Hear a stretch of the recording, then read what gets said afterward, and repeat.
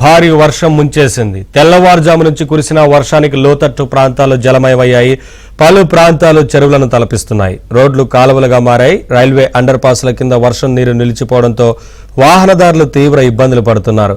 పంజాగుట్టలో పిడుగు పడింది. దీనికి అపార్ట్మెంట్లో కారు ధ్వంసమైంది.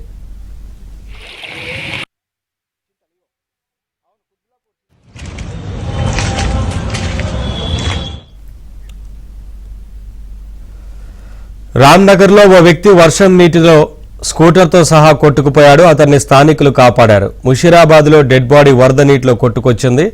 పలు ప్రాంతాల్లో విద్యుత్ సరఫరాకు అంతరాయం ఏర్పడింది. దీంతో జీహెచ్ఎంసీ డీఆర్ఎఫ్ బృందాలు రంగంలో దిగి ఇటు సహాయక చర్యలు నిర్వహిస్తున్నాయి. అనవసరంగా ఎవరూ బయటకు రాకూడదని జీహెచ్ఎంసీ హెచ్చరికలు జారీ చేసింది. అత్యవసర పరిస్థితిలో ఉన్నవారు జీహెచ్ఎంసీ టోల్ ఫ్రీ నంబర్లకు ఫోన్ చేయాలని కోరారు.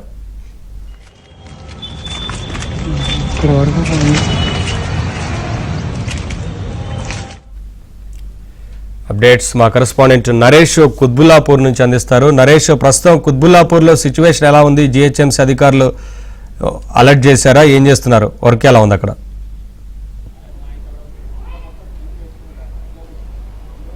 ప్రతి ఏడాది లాగానే ఈ ప్రాంతం అంతా కూడా ఈ సంవత్సరం కూడా ఏదైతే లోతట్టు ప్రాంతాలు ఉంటాయో అవన్నీ కూడా పూర్తిగా నీట మునిగిపోయిన పరిస్థితి. నిజానికి రాత్రి తెల్లవారుజాము నుంచి పడిన భారీ వర్షానికి చాలా ఇళ్లలో చాలా కాలనీలు అన్నీ కూడా లోతట్టు కాలనీస్ ఏవైతే ఉంటాయో ఆ కాలనీలు అన్నింటిలో కూడా నీటి మునిగిపోయినాయి. ఒక ఇంటి దగ్గర పరిస్థితి చూద్దాం. వాజ్పేయి నగర్, చింతల్లోని వాజ్పేయి నగర్లో మనం ఉన్నాము.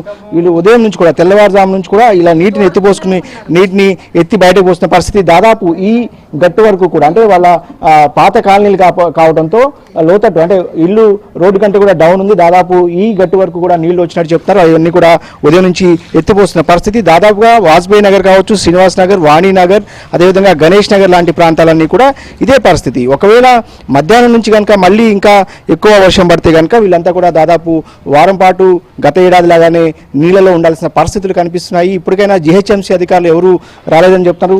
స్థానికులతో మాట్లాడే ప్రయత్నం చేద్దాం. ఎవరైనా ఉదయం నుంచి వచ్చారా?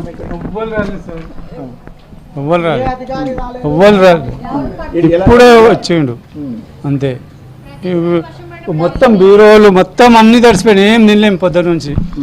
అట్లా ఆ పరిస్థితి ఉంది సార్. మొత్తం బియ్యం నానిపోయినాయి, బీరో సగం నానిపోయింది మొత్తం. చూడండి, మీరు చూడండి అక్కడ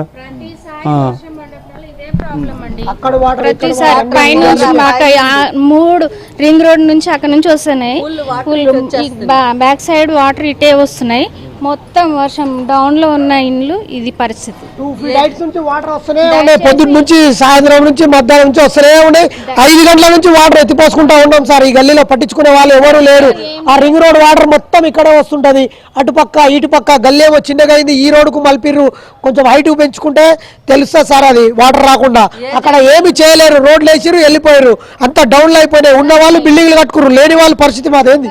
గరీబ్ వాళ్ళం అన్ని వాళ్ళ వాటర్లో మునిగిపోయి ఉన్నాయి. బియ్యం కానీ ఏవి కానీ ముసలోళ్ళు అల్లీలు ఎత్తిపోయి లేకుండా ఉన్నారు. మేమేం చేయగలుగుతాం సార్?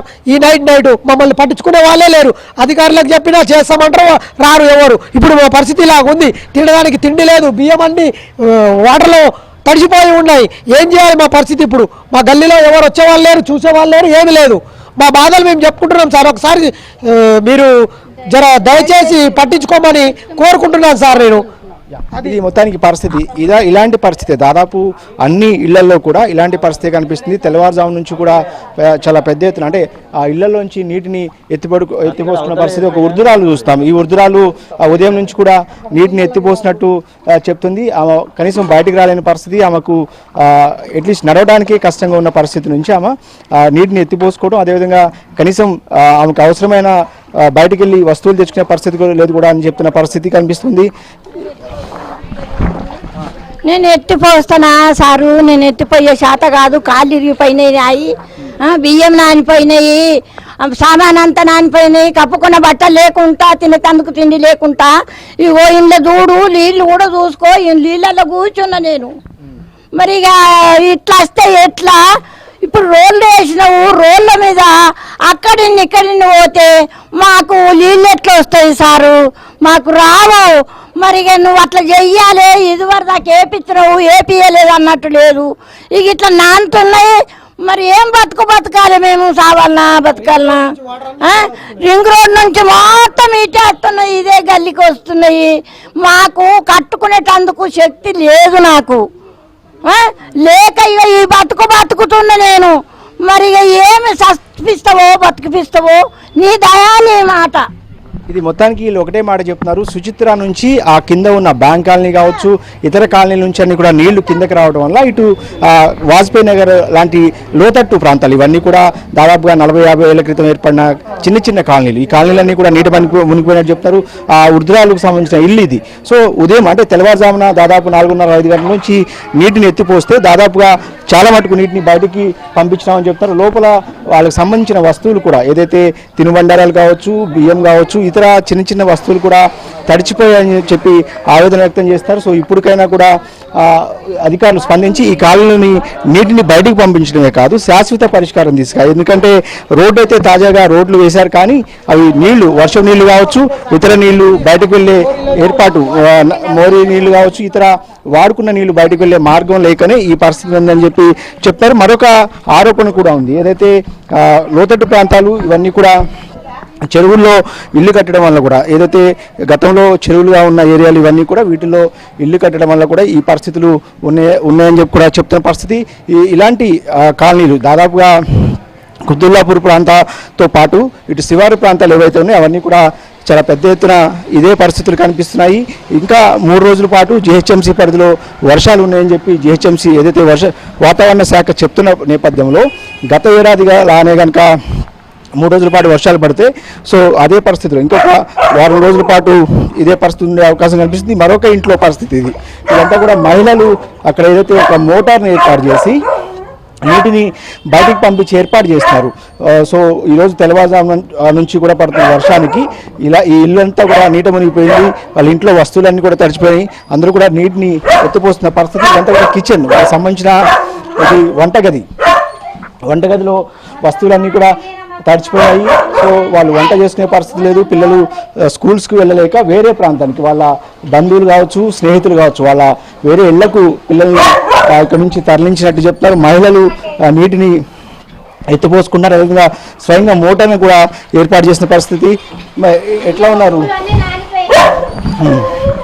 అయ్యా ఏం చేయాలో ఏమో, అసలు అన్ని నానిపోయిన ఉప్పులు బియ్యాలు అసలు తింటాకు కూడా లేకోకుండా మొత్తం నానిపోయి అసలు తాళం ఆడుతున్నాం, బట్టలు గిట్టలు మొత్తం నానిపోయి అసలు అల్లాడిపోతున్నాం. ఏం చేస్తారో మరి ప్రభుత్వం, అసలు మరి మమ్మల్ని ఏం చేస్తారో ఏమో మరి అర్థం కావట్లే. చిన్న చిన్న పిల్లలకు చూడు అల్లాడిపోతున్నారు, అన్నం వండుకోలేంత మటుకు, నీళ్లు తాగలే, ఏం తాగలే. మరి ఏం చేస్తారో గవర్నమెంట్, మరి మమ్మల్ని ఏం చేస్తారో మరి మమ్మల్ని అనాథాలం. మరి మేము ఎవరు రాలే, పొద్దున్న నుంచి నిన్న నుంచి ఇదే పరిస్థితి మాది. మరి పరిస్థితి మాది, పిల్లలకు అన్నం వండుకోలే, కూడు లేదు, నీడు లేదు, బియ్యం అన్ని పప్పులు ఉప్పులు మొత్తం నానిపోయినాయి.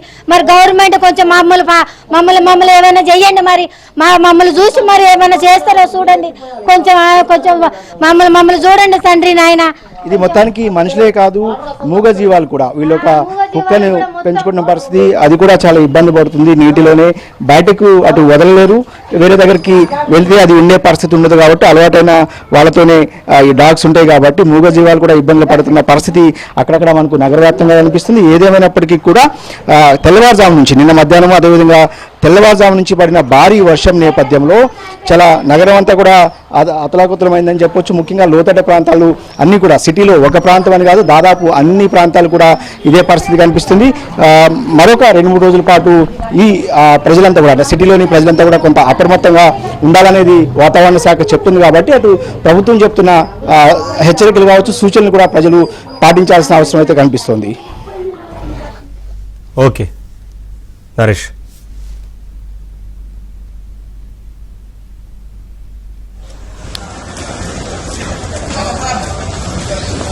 మేడం కార్తీమంటున్నారండి.